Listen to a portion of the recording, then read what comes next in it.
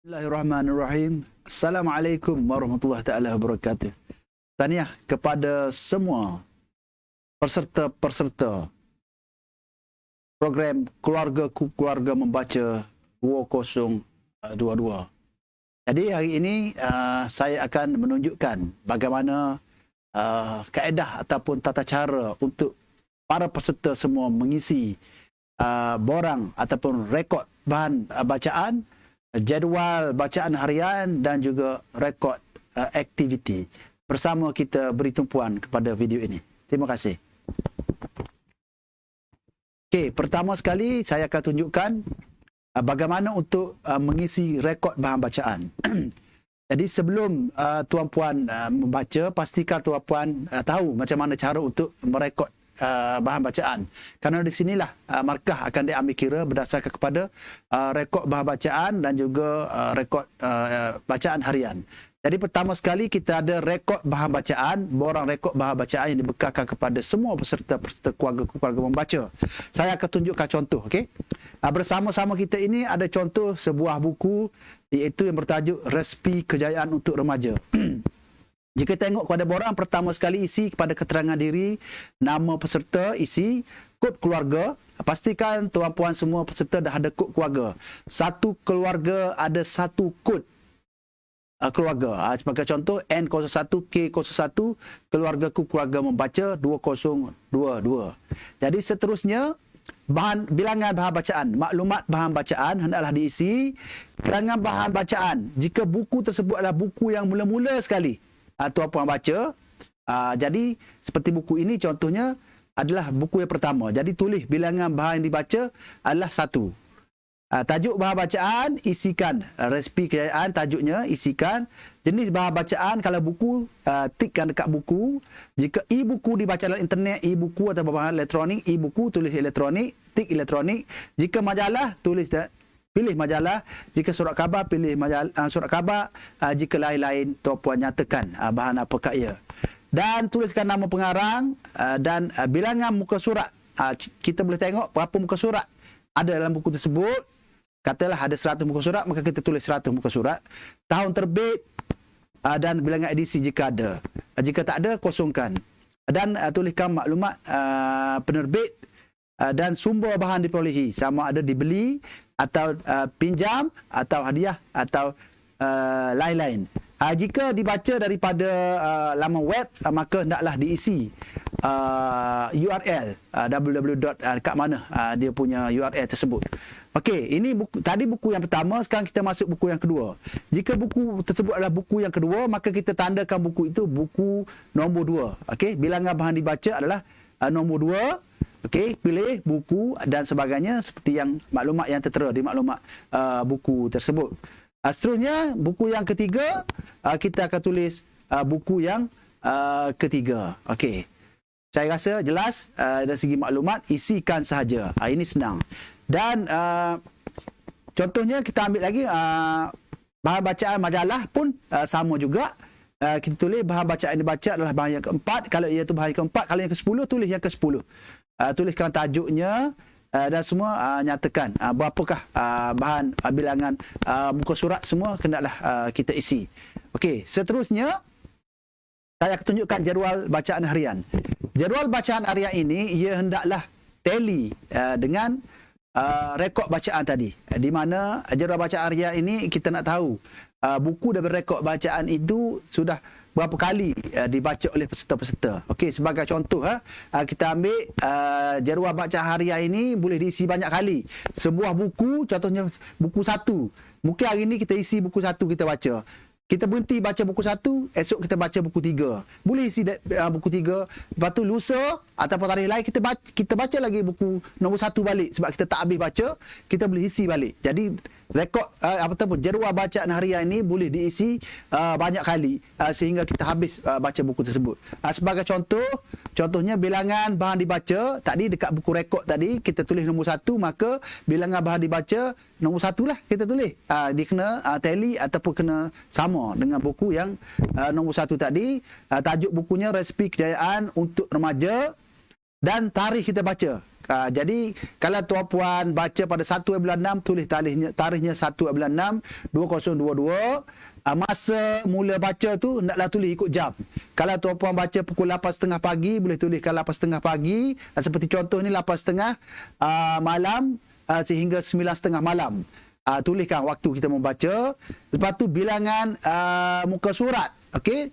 Oleh kerana buku ni kita baru baca, kita bermula dengan muka surat 1 hingga muka surat 50 kata contoh. Ataupun tuan-puan tak nak baca muka surat 1, tuan-puan boleh mula terus baca muka surat 10, maka mula pun tulislah pada muka surat 10 dan akhir pada muka surat keberapa. Okey. Dan seterusnya esok kita nak baca lagi. Buku kita dah nak baca buku lain. Buku 1 tadi kita dah berhenti baca sebab kita rasa dah nak baca lain kali. Kita nak baca buku 2 pula. Tak habis pun kita boleh baca buku lain. Maka hari keesokan ataupun hari yang sama boleh baca buku yang lain. Jadi kita tulislah sebagai contoh di sini buku nombor 2. Kita tulis tajuk dia apa? Tajuk bahan Membina Jati Diri Cemerlang. Contoh, tarikh 2/6 kita membaca pada pukul 4.30 petang hingga pukul 5 petang. Bilangan muka surat juga kita bermula dari 1 sehingga muka surat 20. Kalau kita mula daripada muka surat 5, tulislah muka surat 5 dan muka surat berapakah kita habis. Dan begitulah seterusnya. Ada sebagai contoh kita tengok kita kembali baca pada muka surat 1 pada tarikh 3/6.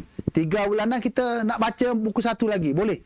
Sebab buku 1 belum kita habis baca, kita tulis saja buku 1 pada 3/6. Kita mula baca balik pukul 8.30 pagi hingga pukul 8.45 pagi. Muka surat kita mula daripada muka surat 50. Sebab yang pada 1/6 kita dah baca sehingga muka surat 50. Jadi kita sambung muka surat 51 sehingga muka surat 60. Dan begitulah seterusnya. Dan kita tengok lagi apa yang kita baca. Contohnya majalah. Okey, majalah yang nombor 4 tu, bilangan bahan bacaan dibaca adalah majalah Dewan Siswa contoh. Pada 4/6 kita membaca jam 10.30 pagi hingga 10.45.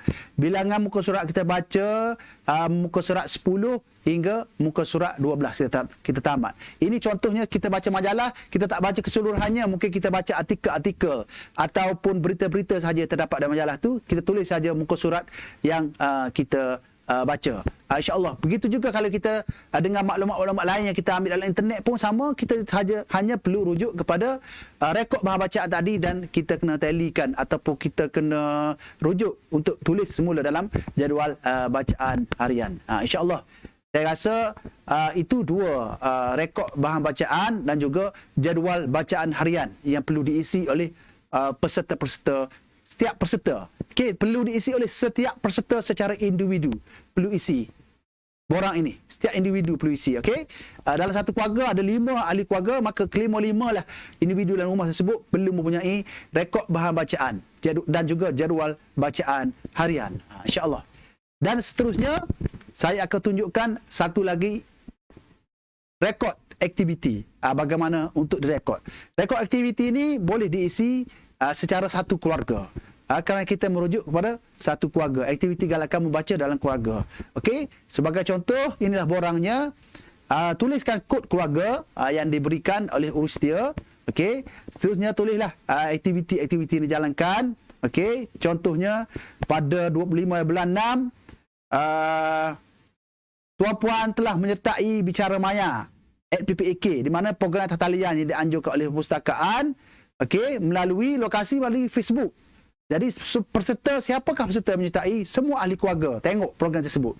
Ataupun sebahagian keluarga yang tengok boleh tulis saja siapa nama yang menyertai program yang kita buat secara atas talian, dan catatan bolehlah ditulis apa-apa ilmu ataupun apa-apa maklumat yang didapati daripada program tersebut. Seterusnya, contohnya menyertai pertandingan mencipta sajak yang dianjur oleh Pustakaan Desa Tanah Merah. Buat melalui mana? Facebook menyertai. Siapakah peserta yang menyertai? Tulis Ahmad Hakimi, contohnya satu orang saja. Ataupun seluruh keluarga menyertai, boleh tulis seluruh keluarga. 29/6 menyertai kuis dalam talian anjuran Pustakaan Cawangan Pasir Mas melalui Facebook. Siapa yang menyertai ahli keluarga tersebut? Siti Murni, tuliskan Siti Murni. Dan 30/6 membeli buku di kedai buku Muda Osman. Contohnya pergi jalan-jalan dekat KB Mall, ada kedai buku, kita masuk kedai buku ni, contohnya masuk kedai buku Muda Osman, jadi beli buku di kedai buku kedai buku SMO, tulis siapa yang membeli. Contohnya beli buku untuk Abdul Rahman, boleh tuliskan Abdul Rahman. Untuk anak kita ke untuk siapa, kita boleh tulis, dan catatan menambah koleksi buku untuk perpustakaan keluarga. Yang keberapa tu menonton 1972022, menonton TV, menonton rancangan Hal Ehwal Islam di televisyen. Setiap malam Jumaat ada rancangan Hal Ehwal Islam, satu keluarga menonton. Di rumah, semua keluarga menyertai, juga boleh dapat markah dan juga boleh ditulis sebagai rekod aktiviti. Kerana kita nak semua aktiviti-aktiviti keilmuan, kita rekod dan kita nilai. 13 bulan 6, 2022, solat berjemaah di Masjid Muhammadi. Juga boleh ditulis, bawa satu keluarga.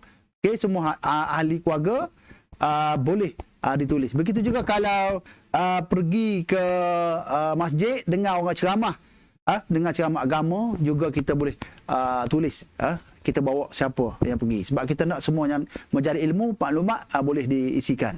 Okey, seterusnya kita akan tengok lagi beberapa contoh ulasan buku. Ni contoh 1 bulan 6 2022, kita dah buat ulasan buku tafsir Al-Quran dan surah Al-Ikhlas. Kita buat di rumah, semua ahli keluarga, catatan memberi kepahaman kepada semua ahli keluarga tentang tafsir surah Al-Ikhlas. Jadi kita boleh tuliskan. Buat tafsir pun boleh. Seterusnya kita 1 bulan 6 juga kita dah buat ulasan buku tadi, dan kita muat naik pula ulasan buku tersebut ke Facebook, di mana kita muat naik ulasan buku tafsir Al-Quran surah Al-Ikhlas di Facebook dengan hashtag keluarga. Jangan lupa setiap kali kita upload, kita kena letakkan hashtag keluarga kita. Sebagai contoh ni, N01K01 keluargaku, keluarga membaca 2022, tertinggal kat situ.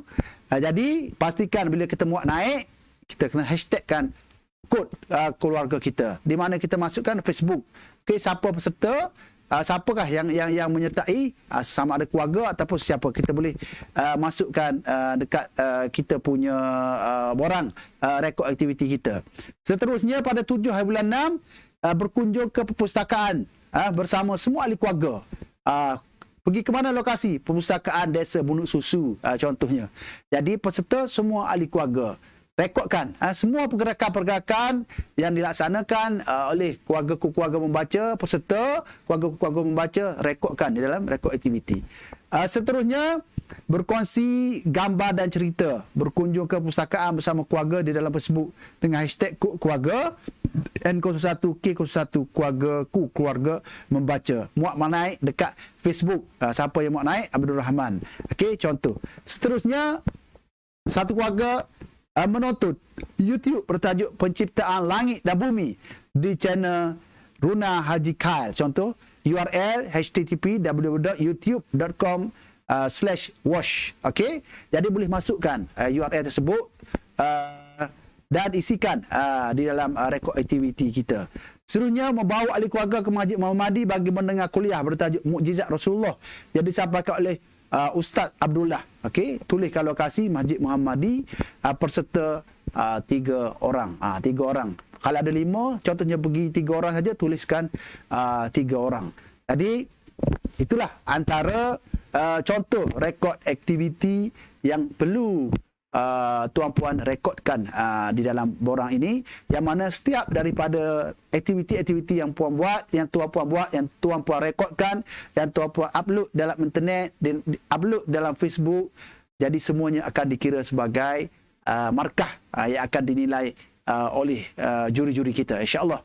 Jadi saya harap dengan penerangan saya ini dapatlah semua peserta-peserta program keluarga membaca ikut seperti mana kaedah-kaedah yang telah kita tunjukkan. InsyaAllah semoga peserta-peserta keluarga membaca dapat membentuk sebuah keluarga yang betul-betul memudayakan membaca sebagai amalan seharian. InsyaAllah. Setakat ini saja, sekian. Wassalamualaikum warahmatullahi taala wabarakatuh.